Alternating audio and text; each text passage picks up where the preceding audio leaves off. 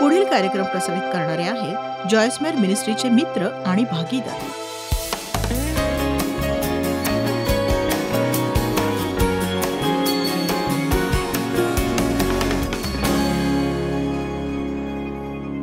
निर्गम 3 वचन 19 पासून सुरुवात करूया. पण मला ठाऊक आहे की मिसर देशाचा राजा तुम्हास जाऊ देणार नाही, त्यास भुजप्रताप दाखवल्याशिवाय तो जाऊ देणार नाही. मग मी आपला हात पुढे करून मिसर देशात ज्या सर्व अद्भुत कृती करणार त्यांचा मारा मी त्यांच्यावर करीन. मग तो तुम्हास जाऊ देईल आणि या लोकांवर मिस्री लोकांची कृपादृष्टी होईल असे मी करीन. म्हणून तुम्ही निघाल तेव्हा रिकाम्या हाताने निघणार नाही.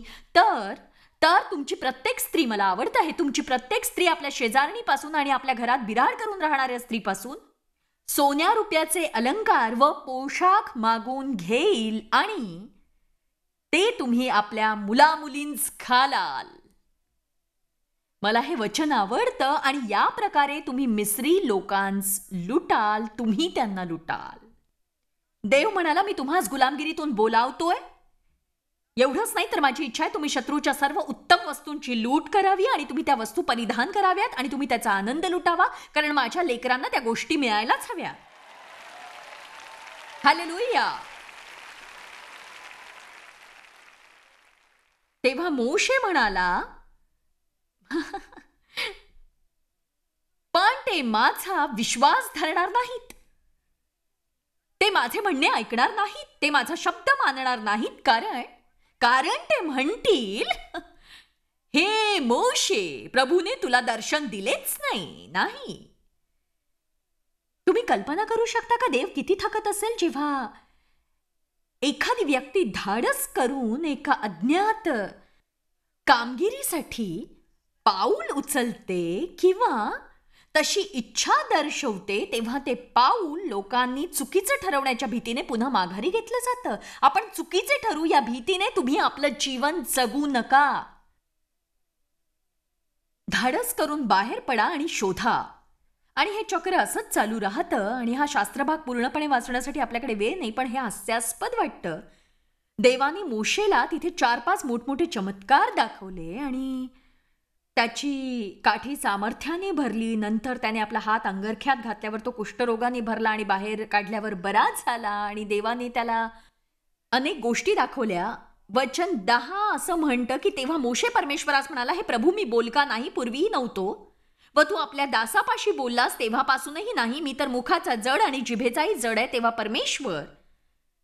परमेश्वर त्यास म्हणाला, मनुष्याचे तोंड कोणी केले आहे? मला आठवतं मी प्रभूला म्हटलं होतं, प्रभू, लोकांसमोर उभं राहून बोलण्याचं माझ्यात धाडस नाही. माझा आवाज स्त्रियांचा असतो तसा गोड मंजूळ नाही. माझा आवाज स्त्री सुलभ नाही, पुरुषी आहे, मला अवघडल्यासारखं वाटेल. पण देवानेच मला माझा आवाज दिलाय, नाही का? आणि देव खास उद्देशाने प्रत्येक गोष्ट देतो. आणि माझा आवाज अधिकार वाणीने भरलेला आहे आणि तो सर्वत्र घुमतो. आणि अगदी खरं सांगू का, माझा आवाज असा आहे की पुरुषांना देखील माझा आवाज ऐकायला वावगं असं काही वाटत नाही. हो, नक्कीच. पुरुषांना माझा आवाज सहन झाला नसता जर मी असं म्हटलं असतं, तुम्हा सर्वांना सुप्रभात, मला फक्त हेच सांगायचंय की येशू तुमच्यावर प्रीती करतो. मला आठवतं शिकागोमध्ये असताना एक मुलगा बाईकवरून आमच्या कारजवळ आला. तेव्हा मी फक्त रेडिओवर होतो, मी टीव्हीवर दिसत नव्हते, लोक मला फक्त ऐकायचे. शिकागोत माझी एक सभा होती आणि तो लेदर जॅकेट, पोनीटेल, अंगावर गोंदण आणि कानात रिंगा अशा अवतारात आला. आणि ओ सिस्टर, मला तुमच्याशी बोलायचंय, मला एक गंमत सांगायची तुम्हाला, अगदी मजेशीर गोष्ट. आणि तो म्हणाला की मी अशा प्रकारची व्यक्ती आहे ज्याला कोणी स्त्री शिकवू शकत नाही. आणि खरी गंमत अशी आहे, रेडिओवर 6 महिने तुमचा संदेश ऐकल्यानंतर मला कळलं की तुम्ही एक स्त्री आहात.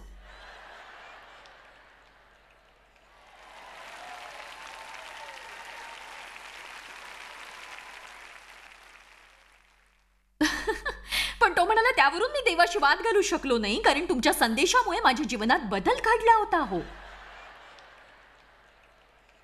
आमेन. एकदा फेशियलसाठी मी ब्युटिशियन घरी बोलवली. तुम्हाला अगदी खरं तेच सांगतेय. मी त्या ब्युटिशियनला बोलावलं आणि मी जॉयस मायर्स बोलते म्हटलं. मला घरी फेशियल करून घ्यायचंय आणि तिने विचारलं की तुमच्या चेहऱ्यावर केस आहे. तिला काय म्हणायचं होतं ते मला कळलं नाही, म्हणून मी म्हटलं हो मला भुवया आहेत आणि आणि मला पापण्याही आहेत. आणि मी विचार करत होते प्रत्येकाच्या चेहऱ्यावर थोडीफार लाव तर असतेच, म्हणून मी म्हटलं हो थोडेसे आहेत. ती म्हटली नाही तुम्हाला दाढी मिशा आहेत का ते सांगा.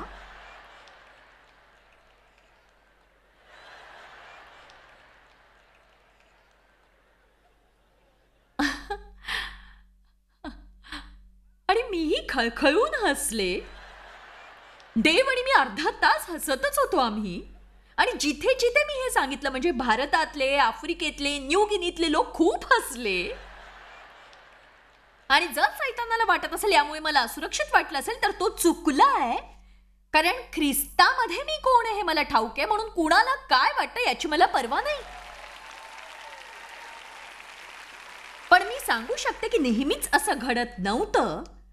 पण ज्या दिवशी माझ्याबरोबर असं काही घडायचं तेव्हा सुरुवातीला मी खूप निराश व्हायचे, रागाने बेभान व्हायचे आणि मला लाज वाटायची. पण मला वाटतं देव कधी कधी अशा गोष्टी करतो ज्या आपल्या बुद्धी पलीकडच्या असतात. कारण जेव्हा मी ब्युटी पार्लरमध्ये गेले आणि त्या स्त्रीने माझं फेशियल केलं, जिने मला फोन केला होता आणि मी छान तयार झाले होते आणि ती म्हणाली मला माफ करा. माझी बॉस म्हणाली की तिचं नाव ऐकूनही तुला कळलं नाही का, ती एक स्त्री आहे ते. आणि पुढे ती म्हणाली समस्या ही आहे की माझ्या काकांचं नाव जॉयस आहे. आता याला काय म्हणणार तुम्ही.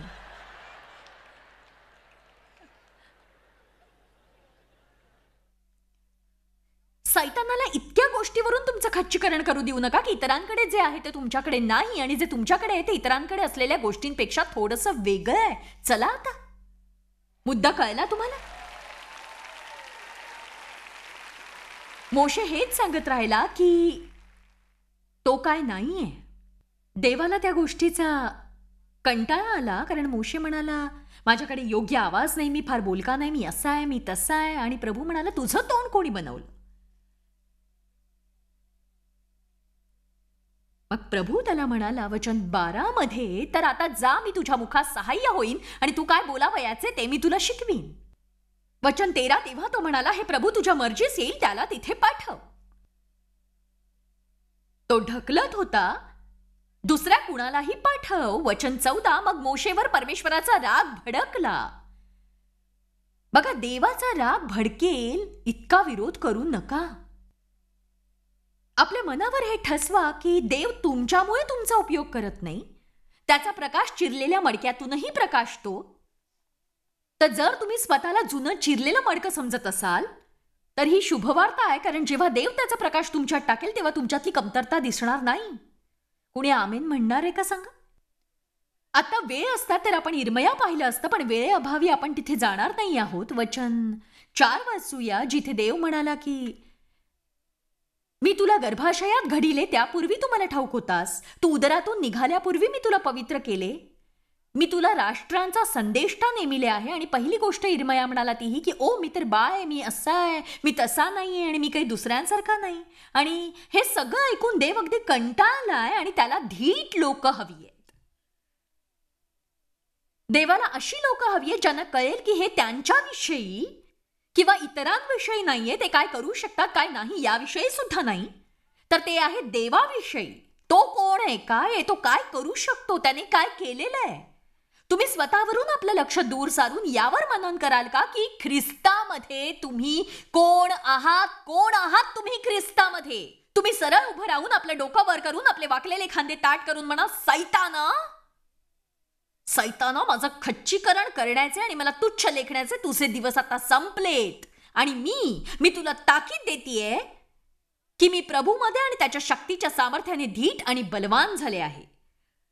आणि जेव्हा तुम्ही स्वतःला ओळखता तेव्हा तुमच्यावर लोकांचं आणि सैतानाचं नियंत्रण चालू शकत नाही. तुम्ही ऐकलत का. मी म्हटलं तुम्ही स्वतःला ओळखता तेव्हा तुमच्यावर सैतानाचं आणि लोकांचं नियंत्रण चालू शकत नाही.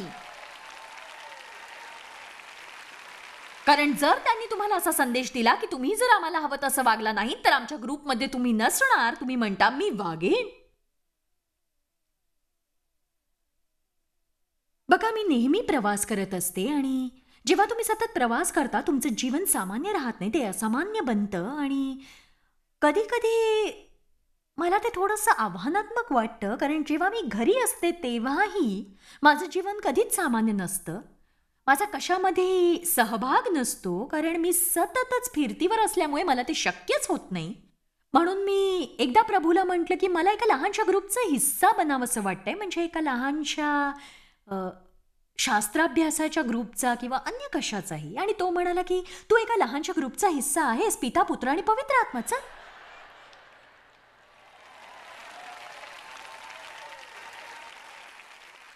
ठीक आहे, तर बघा प्रश्न मिटला होता. मी जिथे जिथे जाते तिथे माझा ग्रुप असतो. आमीन. पिता पुत्र पवित्र आत्मा. स्वतःविषयी वाईट वाटून घेणं थांबवा. तुम्ही ख्रिस्तामध्ये स्वतःला ओळखा. सरळ उभे राहा.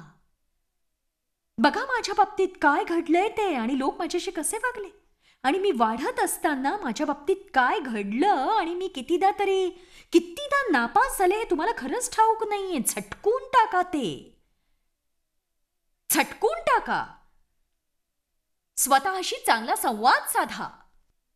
हे वचन उघडा आणि ते वाचून म्हणा, मी आधी कितीदा नापास झाले याची मला पर्वा नाही. हा दिवस नवीन आहे. जर कोणी कुठे आहे ख्रिस्तामध्ये,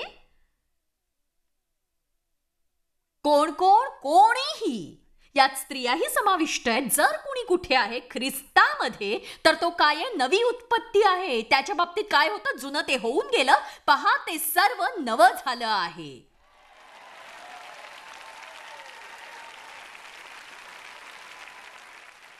ख्रिस्तामध्ये रोजच एक नवी कोरी सुरुवात असते. आमेन. तुम्ही म्हणाल मी ज्याच्याशी लग्न केलं त्याने मला नाकारलं आणि तो दुसऱ्या बाईबरोबर पळून गेला. मला वाटतं की माझं जीवन व्यर्थ आहे. किंवा कदाचित तुम्ही पती असाल, तुमची पत्नी दुसऱ्या पुरुषासोबत पळून गेल्यामुळे तुम्ही निराश झाला आहात, आणि या प्रसंगामुळे सैतान तुम्हाला म्हणतो, बघ तू असा नाहीयेस, तू तसा नाहीयेस, तुझ्यात ही कमतरता आहे. तुम्ही स्वतःला हलवून म्हणायला हवं, मी एक सांगू, ते मूर्ख होते, कारण मी त्यांच्यापेक्षा चांगला आहे.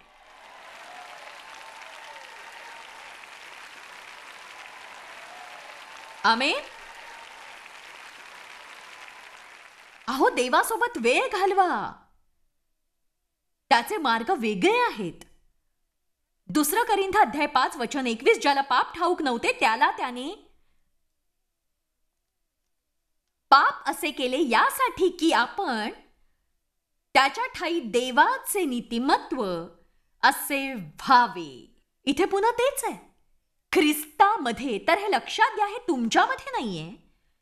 पुष्कळ चांगली कामं करण्याच्या तुमच्या क्षमतेत देवाच्या नीतिमत्वाचं शीर्षक नाहीये. ते ख्रिस्तामध्ये, ते ख्रिस्तामध्ये आहे.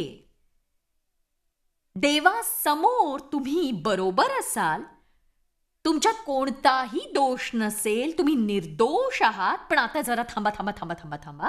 माझ्यामध्ये पुष्कळ दोष आहेत, पण मी तुमच्या दोषांविषयी बोलत नाहीये, मी ओळखण्याविषयी बोलतेय. माझ्या मुलांनी लहानपणापासून आजपर्यंत पुष्कळ मूर्खपणाच्या गोष्टी केल्या, तरी ते मायरच राहिले आहेत.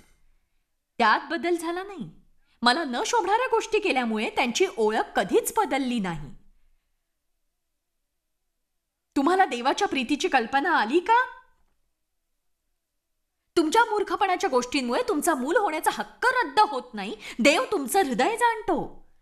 आणि मी एक गोष्ट सांगते, या प्रेक्षागृहात बसलेल्यांनी किंवा टीव्हीवरून या कार्यक्रम पाहणाऱ्या लोकांनी फक्त एवढ्याचसाठी माझा संदेश मन लावून ऐकू नयेत, कारण ते आपल्या मनात कदाचित हा विचार करतात की एवढ्या कष्टाने आम्ही या ठिकाणी वचन ऐकायला आलो आहोत. आम्ही खूप लांबचा प्रवास केलेला आहे. पुष्कळ जण हॉटेलमध्ये थांबलेले आहेत, पाळणाघरात त्यांनी मुलांना ठेवलेलं आहे, आणि इथे येऊन तुम्ही वचन ऐकताय. पण हे तुम्ही यासाठी करू नका, कारण तुमच्या मनाला तुम्ही केलेल्या चुकांची आणि पापांची दोष भावना सलते, आणि इथे आल्यामुळे तुम्हाला बरं वाटेल. तर तुम्ही हे यासाठी करा की देवाबरोबरचं तुमचं नातं दृढ व्हावं आणि तुम्ही जवळ जावं त्याच्या. तुम्ही पुढे काय असणार आहात हे देव पाहतो. तो फक्त तुमचं वर्तमान पाहत नाही, तो आरंभापूर्वीच अंत पाहतो. आणि म्हणूनच हे विचार झटकून टाका. सैतान तुमचं खच्चीकरण करू पाहतो. तो तुम्हाला विजयी होण्यापासून अडवू इच्छितो. तो तुमचा आनंद हिरावून घेऊन तुमच्या मनात अशांती निर्माण करतो. तुम्हाला कल्पना नसेल, अजिबात कल्पना नसेल, पण तुम्ही अद्भुत अशी व्यक्ती आहात. प्रेषित पौलाने एक सुंदर अशी गोष्ट सांगितली. दुपारच्या वेळी आराम करताना देवाने मला या शास्त्रभागाची आठवण करून दिली. तो मी या संदेशात जोडला. फिलिप्पेकरास 3:9 मध्ये पौलाने म्हटलंय, आणि मी त्याच्या ठाई आढळावे आणि माझे नीतिमत्व माझे स्वतःचे नव्हे, म्हणजे नियमशास्त्राच्या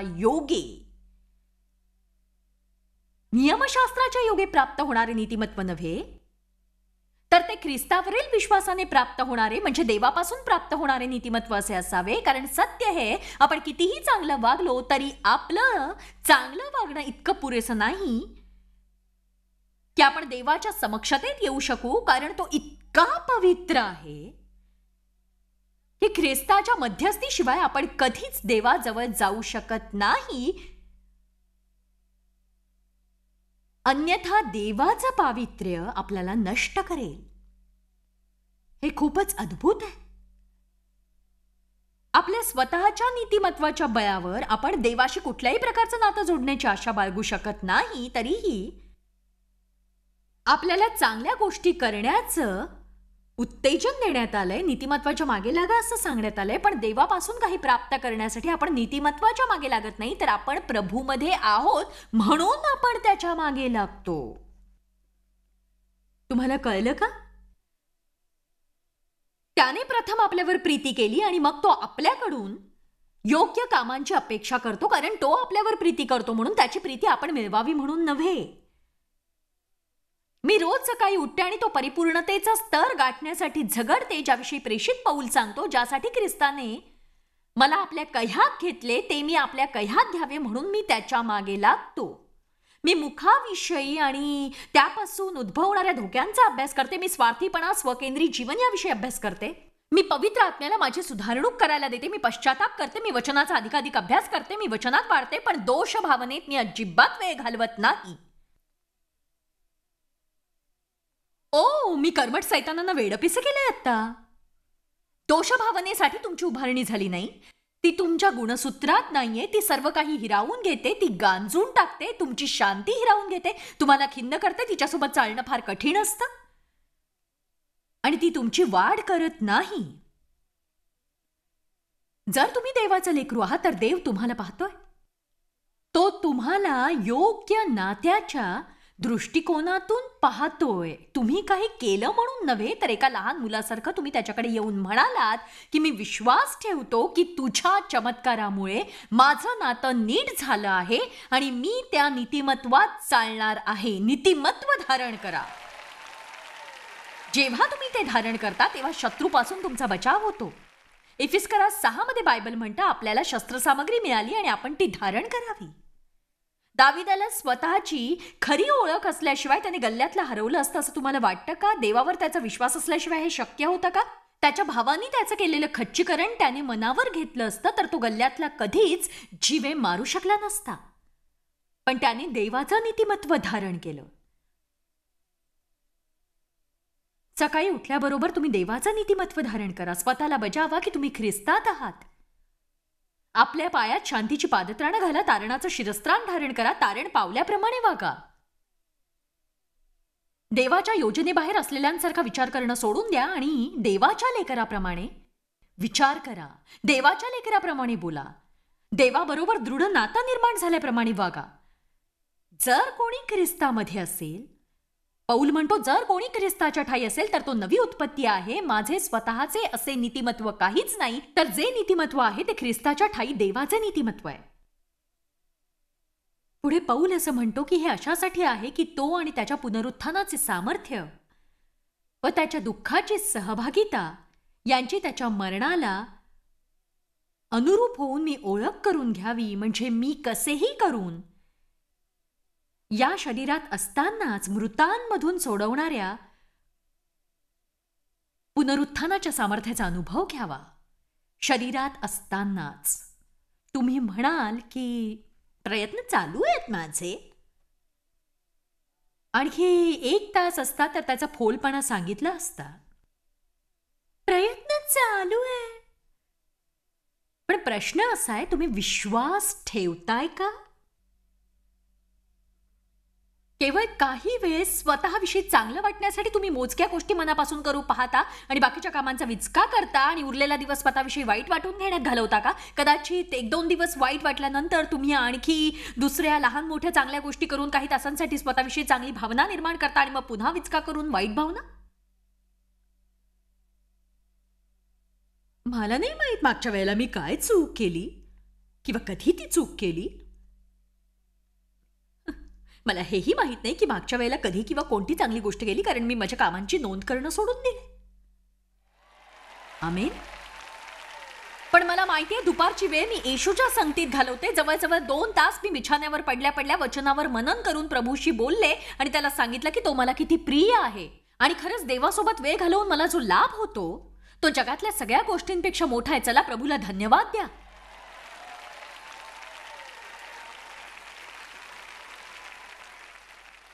मी असं म्हणते का की मला पापाची पर्वा नाहीये आणि त्या बाबतीत माझी निष्काळजी वृत्ती आहे? नाही नाही नाही नाही. जर मी कुणाशी वाईट वागले तर मला खूप वाईट वाटतं. त्या प्रत्येक गोष्टीची मला घृणा वाटते ज्यामुळे देवाचं हृदय खिन्न होतं. मी 32 वर्ष बायबलचा अभ्यास केलाय आणि मला ठाऊक आहे मी चांगली वागते तेव्हा देव माझ्यावर जास्त प्रीती करत नाही आणि वाईट वागते तेव्हा कमी प्रीतीही करत नाही. कारण आपण चांगलं किंवा वाईट वागण्याआधीच त्याने आपल्यावर प्रीती केलेली आहे. आपल्याला त्याची ओळख होण्यापूर्वीच त्याने आपल्यावर प्रीती केली. आपण पापी असतानाच इफिस्करांस म्हणतं येशू आपल्यासाठी मरण पावला. आणि आता जेव्हा आपण त्याच्यावर प्रीती करतो तर त्याची प्रीती कमी होईल का सांगा? पण तुम्हाला देवाचं सामर्थ्य अनुभवता येणार नाही जर तुम्ही असं म्हणण्याचा मूर्खपणा केला की प्रभू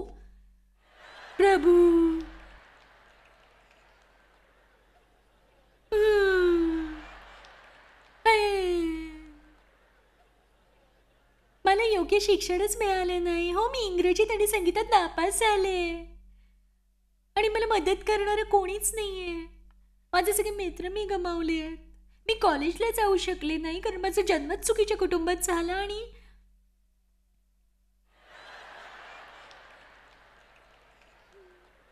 मला वाटतं मी स्वतःला गिदीनाप्रमाणेच लहान समजावं.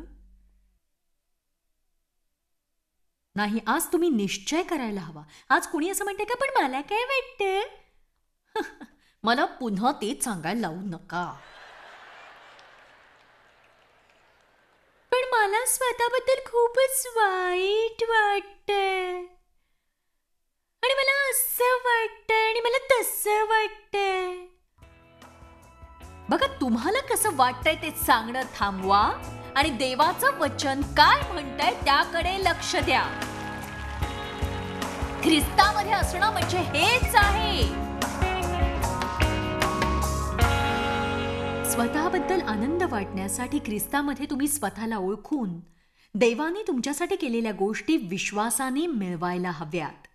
सैतानाच्या लबाड्यांकडे दुर्लक्ष करायला शिका, कारण सैतान हा लबाडीचा बाप आहे. तुमच्या भावनांना तुमच्यावर शिरजोर होऊन तुमचं मूल्य ठरवू देऊ नका.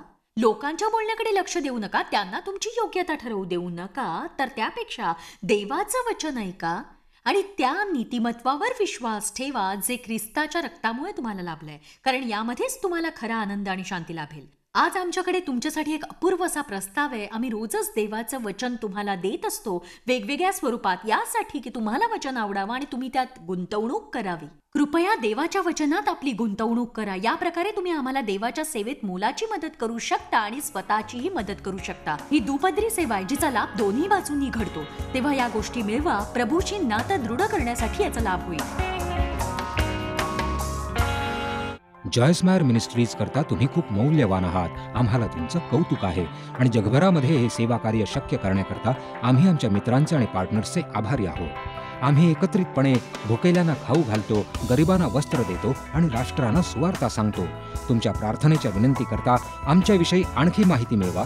जॉयसच्या कॉन्फरन्सच्या तारखा पहा आणि ख्रिस्ताची प्रीती जगभरामध्ये पसरवण्याकरता आमचे सहभागी व्हा. याचा सर्व खर्च जॉयस्मायर मिनिस्ट्रीचे मित्र आणि भागीदार करत आहेत.